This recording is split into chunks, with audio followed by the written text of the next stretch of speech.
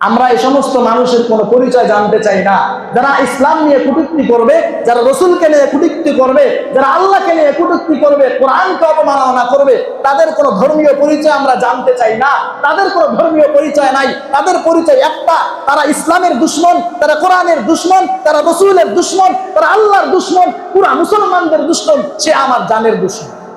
এর একটাই পরিচয়, যারা ইসলামকে নিয়ে কটূক্তি করে তারা ইসলামের দুশমন, আমাদের জানের দুশমন। যারা কোরআনকে নিয়ে ব্যঙ্গ করে তারা আমাদের জানের দুশমন। যারা ইসলামকে নিয়ে ব্যঙ্গ করে তারা আমাদের জানের দুশমন। যারা আমার রসুলকে নিয়ে ব্যঙ্গ করে, আমার রসুলকে নিয়ে কটূক্তি করে, তারা আমাদের জানের দুশমন। এর একটাই পরিচয়, তার কোনো ধর্মীয় পরিচয় নাই। যারা আল্লাহর কোরআনকে নিয়ে ব্যঙ্গ করতে পারে, যারা আল্লাহর কোরআন পায়ের নিচে ফেলে লাথি মারতে পারে, এই সমস্ত ভণ্ড, এই সমস্ত প্রতারক আল্লাহর জমিনে থাকার কোনো অধিকার তাদের নাই, কোনো অধিকার তাদের নাই।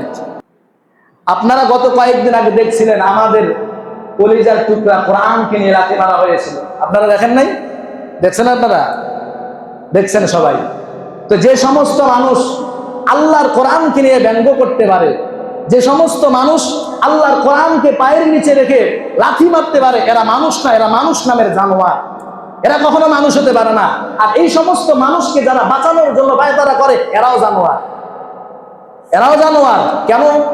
সে এক ইসলাম ধর্মের একটা কিতাব কোরআনে কারীমকে নিয়ে ব্যঙ্গ করছে, তাচ্ছিল্য করছে, পা দিয়ে লাথি মেরেছে, আর তুমি তাকে বাঁচানোর জন্য আগাইতেছো। তুমি তো মানুষ না, সেও যেমন জানোয়ার, তুমিও তেমন জানোয়ার। আল্লাহ রসুল বলেন, যারা কোরআনকে নিয়ে ব্যঙ্গ করে সে মুরতাদ, আর এই মুরতাদকে সাথে সাথে কতল করো, হত্যা করো। এর দুনিয়াতে বেঁচে থাকার কোনো অধিকার নাই। আর আজকে আমাদের সুশীল সমাজ কিছু বের হয়েছে, এই সমস্ত ভণ্ডদেরকে বাঁচানোর জন্য কত ফোন দিয়ে, সে অসুস্থ, সে পাগল,